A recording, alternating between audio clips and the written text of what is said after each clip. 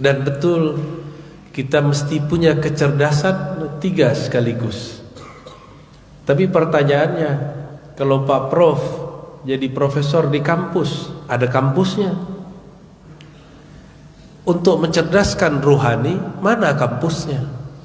Siapa rektornya? Siapa dekannya? Siapa dosennya? Itulah thariqah. Di Indonesia banyak UIN, banyak IAIN.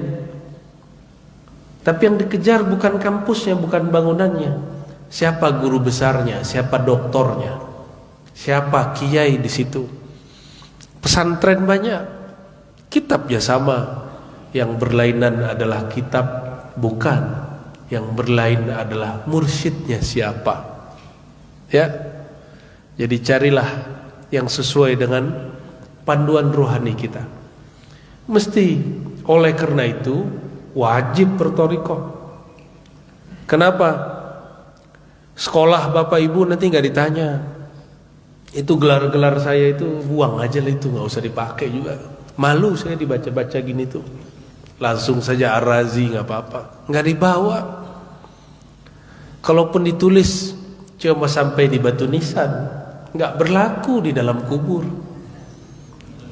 Maka mesti cari gelar di alam kubur. Gelar-gelar ma'rifat Allah yang kasih. Itulah yang disebut oleh Sidi Syekh Abdul Qadir Jilani, yang selalu dikutip dan dinukil oleh Sidi Ahmad. Apa kata beliau dalam kitab Ghunyah?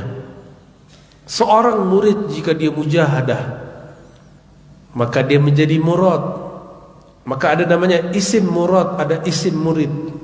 Nama murad. Nama murad ini Allah lah yang kasih tahu. Melalui malaikatkah, nabikah, para auliyakah? Dan namanya banyak. La ya'lamuha illallah. Saking banyaknya hanya Allah yang tahu berapa banyak namanya. Maka belum lama ini saya dari Kalimantan Selatan, ada Tuan Guru Jaro. Dia punya mursyid thariqah rifaiyah. Dan di Turki, orang Suria pindah ke Turki. Kita video call, itu mursyidnya menunjukkan ada nama-nama, sekitar 100 nama Sidi Ahmad Ar-Rifai yang tertulis di kitab, lalu dibuatkan kaligrafi besar. Ada nama-nama, itu nama di alam sana. Oh, doktor saya nggak laku, jadi nanti mungkar nakir nggak berani. Dokter, kamu tamat di mana? Dalam negeri, luar negeri. Sudah khatamkah kutubus sittah? Enggak tanya. Ya. Kamu mursyid thariqah kah? Enggak ditanya. Pertanyaannya apa? Man rabbuka? Siapa Rabbmu? Apa kata Imam Sya'rani? Kalau engkau ditanya, tidak ada yang membackup-mu, memberi syafaatmu, bagaimana cara engkau menjawab? Maka siapakah yang jamin itu? Itu yang disebut Abu Ruh, bapak ruhani. Mesti punya bapak ruhani. Nanti dia nunggu kita di sana. Kalau bapak ruhaninya wali-wali besar, yang ditanya cukup walinya. Apa kata sang wali? Itu murid saya, jangan diganggu tuan malaikat mungkar nakir.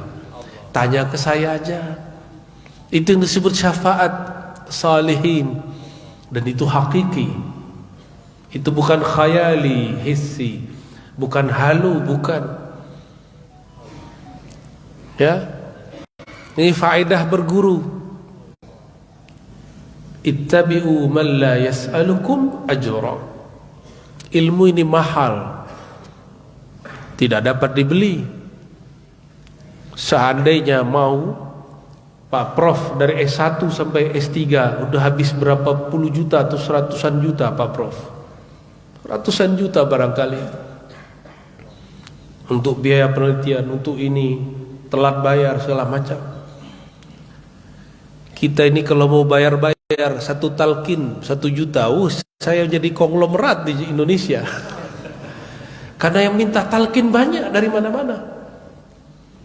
Tapi ittabi'u man la yas'alukum ajra. Kami ditegur oleh Allah, ikuti orang yang tidak bertarif, yang jika diberi tidak menolak, tapi tidak menarif. Tidak boleh mentarifkan nama Allah, karena nama ini berat, lebih berat daripada semua harta yang dimiliki orang kaya di Indonesia.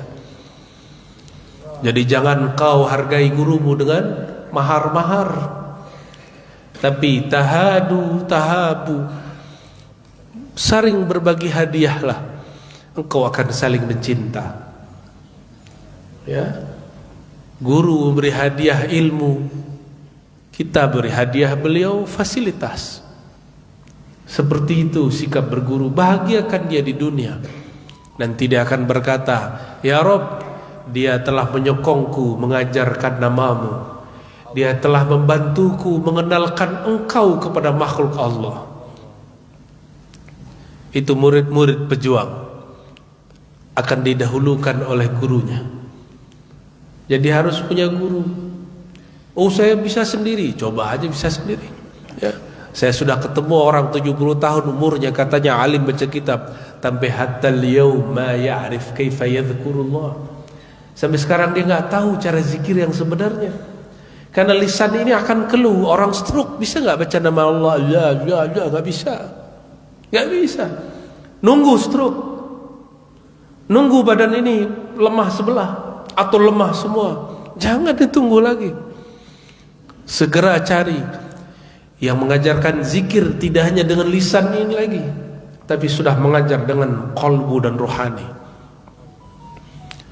Seandainya nanti nasib sebagian bapak-bapak ini, separuh badannya lemah tapi kolbunya tidak lemah, ya, jadi nggak usah khawatir. Dunia memang seperti ini. Di dunia ada bapak jasmani, maka di sana harus ada bapak ruhani. Bapak jasmani yang tanggung hidup kita di dunia, bapak rohani yang tanggung hidup kita di akhirat. Dan hakikat bapak rohani adalah Sayyidul Anbiya, Sayyidina Muhammad sallallahu alaihi wasallam.